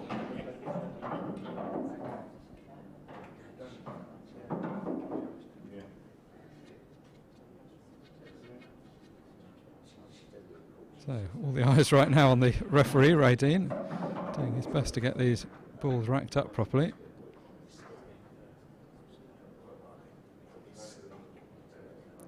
Very difficult. These cloths are very new and very slippery. It's very easy for one of the balls to roll off. Kind of different problem in old worn club tables. The balls often settle into gaps on the table. We don't really have the issue here of the table being worn, but here the cloth's very slippery, so it's quite hard to get them touching. It's quite clear that Dan's going to keep going around checking this until this is absolutely right, so Ray knows he's going to have to get this perfect.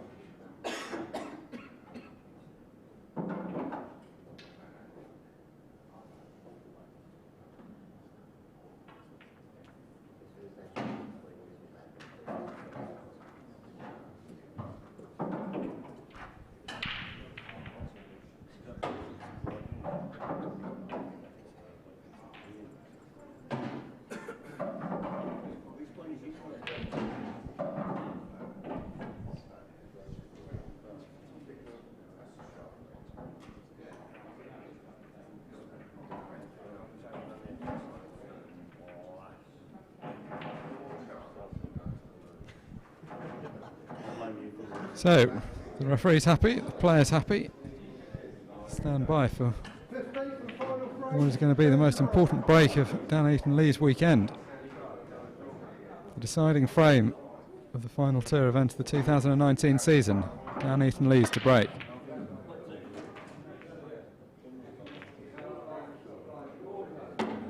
Well, after all that, for a moment it looked like he was going to come up dry, but the last ball moving on the table has fallen into the bottom centre pocket as we look at it.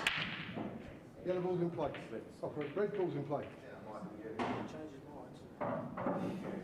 A joke between the player and the referee. It's a misunderstanding as to which colour was nominated. It is red balls that have been selected though.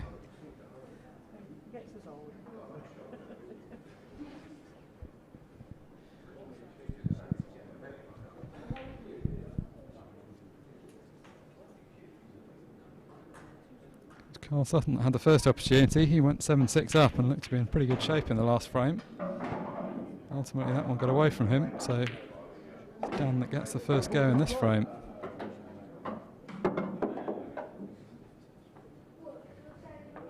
Well, the thing he didn't really want to do was be bridging over a ball here.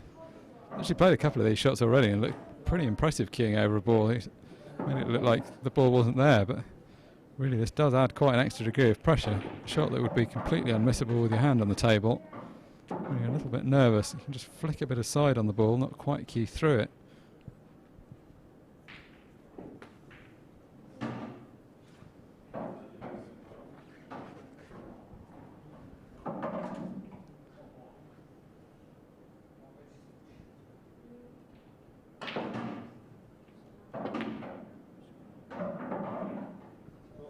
Yellow ball's in play. As I feared might be the case, the fact that he was keying over a ball ultimately increased the degree of difficulty to the point that he was able to miss it. That was a shot that there's just no way of missing if you weren't hampered. Kind of nervy thing that happens there in a decider. And equally, Karl's coming to the table thinking, well, let's get on at the table, but this isn't ideal either. He's got that ball tied up near the left-hand centre pocket, two balls tied up to the right of the black.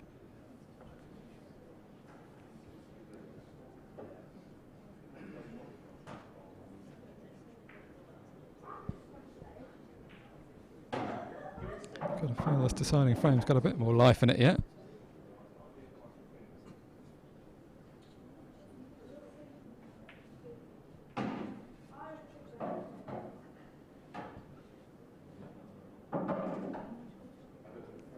Karl's been there on the bigger stages though. He's won the European Championships, he's reached an individual World Championship final, and he's won multiple World Team Championships with England, so knows what it's like facing pressure in finals and in deciding frames in finals.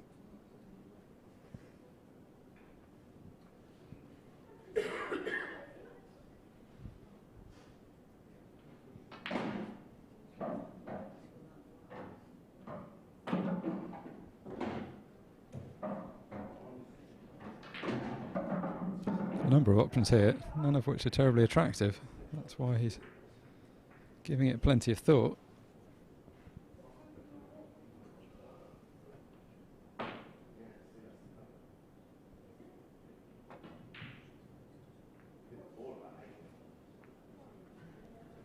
Well, he's played a good shot there. That ball was in a pretty awkward position.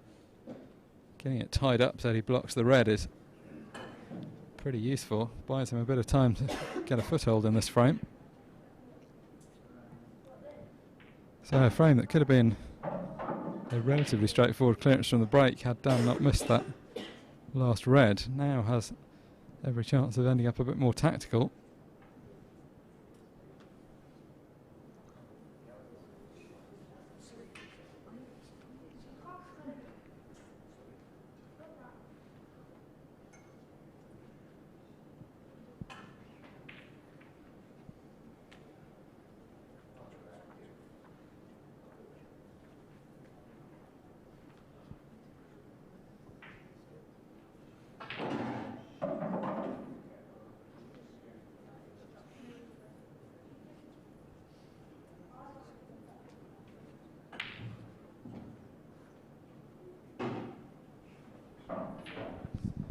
Pace of play, understandably, from both players has slowed down.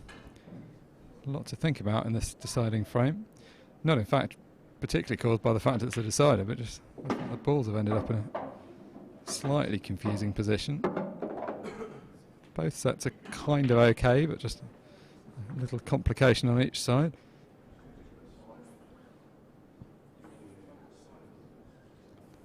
So Dan's looking for opportunities to get this red out.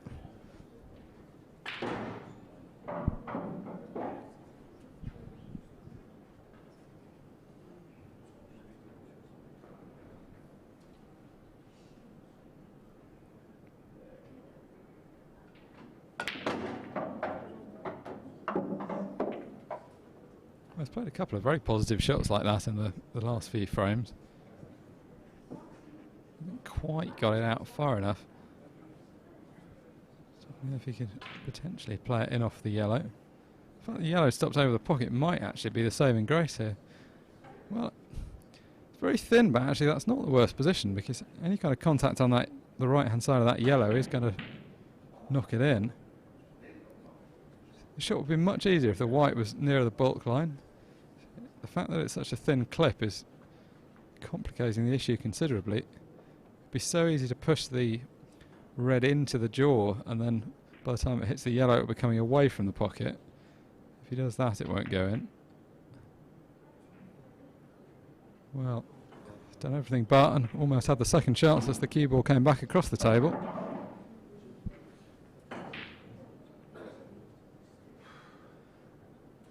Gotta like the look of the reds though. They're all in pretty nice positions. Yellows, meanwhile, got one ball that doesn't go at all on the left-hand side, one that's in a difficult position on the right-hand side, and two that are tied up slightly awkwardly near the black.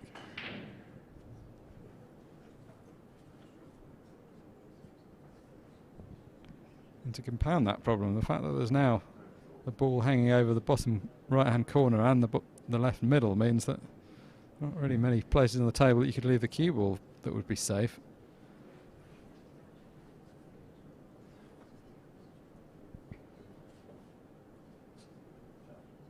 Karl's body language tells you that that's pretty much his assessment as well. Not really much perfect doing here. So I'm going to double this, try and get it in off the red over the bottom right hand corner. That's a tremendous shot. If he's on the bottom of these two yellows as well, it's an unbelievable turnaround. Forced into that shot just because there wasn't really much else doing. Played it pretty much perfectly. The direction was right, and it also got the weight exactly right. Sometimes see people try and smack those in a bit too hard, but he gave that every chance playing it at that weight.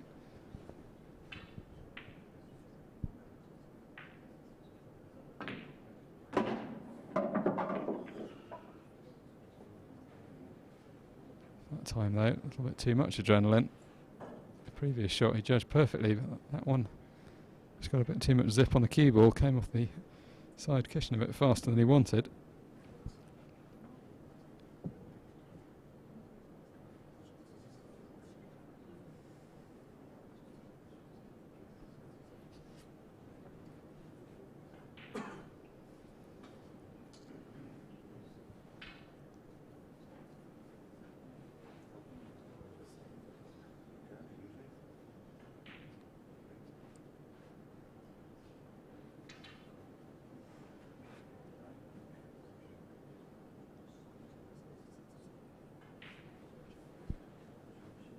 So no choice really but to commit to the shot that he was originally planning, which is to cut this in off the red into the left centre.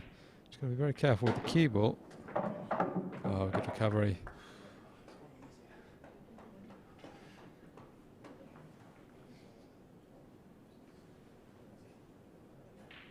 Not out of the woods by any means, but kept the break going, which is the main thing.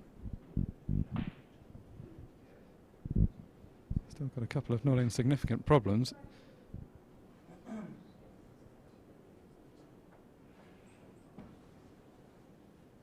The yellow right over on the right hand side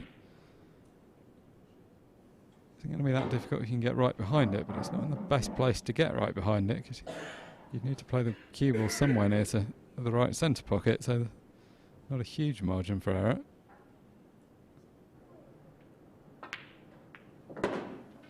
Oh, that's a good shot though.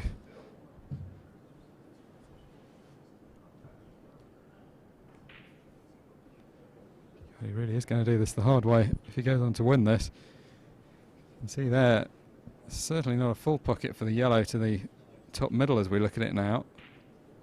Maybe it drops dead weight off the jaw, but it's not the most attractive shot. It's also not going to be very easy to play, because if you were just to roll it in dead weight, you wouldn't really have position on the black. Option's a bit limited positionally though, because the yellow to the right of the cue ball, above the cue ball as we look at it now, is only just off straight, so there's not much angle you're going to be able to manufacture off that one.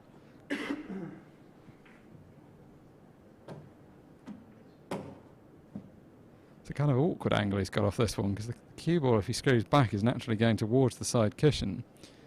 If he wants to get it away from the side cushion, he's going to have to punch it pretty hard, which brings into play the possibility of missing the pot.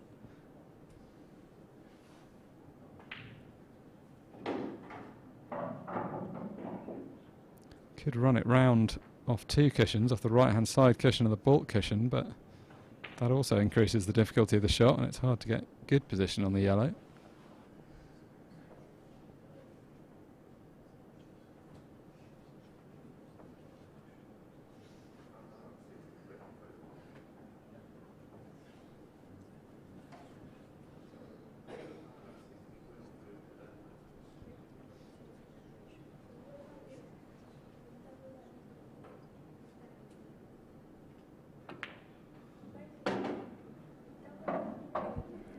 So he's played the conservative shot there, not tried to do anything too clever with the white ball. How do you like this shot though to win the title? We saw from the overhead shot there's definitely not a full pocket there. He's going to have to play this pretty slowly, try and rest it onto the far jaw and hope it drops in.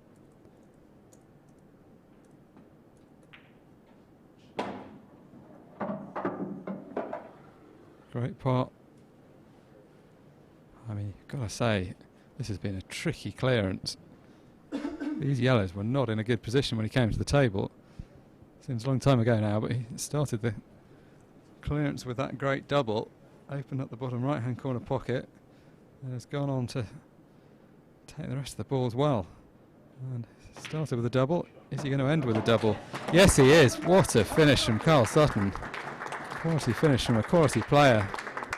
That was definitely doing it the hard way. Got taken to a deciding frame, having been 7-6 up and having had an opportunity in the last frame. Then played one of the best clearances you'll see, particularly under that pressure in that final frame, to go on to win it. Very high standard of play from both players. A lot of first visit clearances both ways. Sean Baker and the tournament officials coming in to congratulate both players, as well he might, because they both play their part in this final. Just setting up for the customary photos.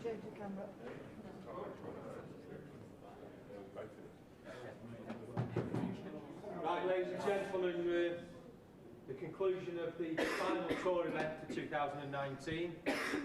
Once again, absolutely superb standard over the weekend. One or two shots stepped away. Some big performances from some of our up-and-coming young players. Unfortunately, the second time in 3 tours, a runner-up, but I'm certain his time will come, Eaton-Lees.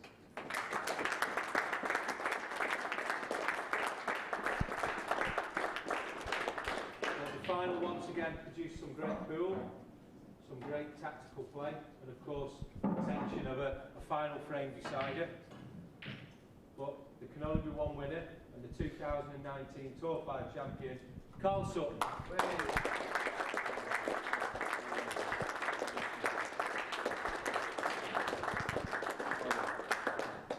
Many congratulations to Karl Sutton on what's been a great run through to this final and a great performance in the final.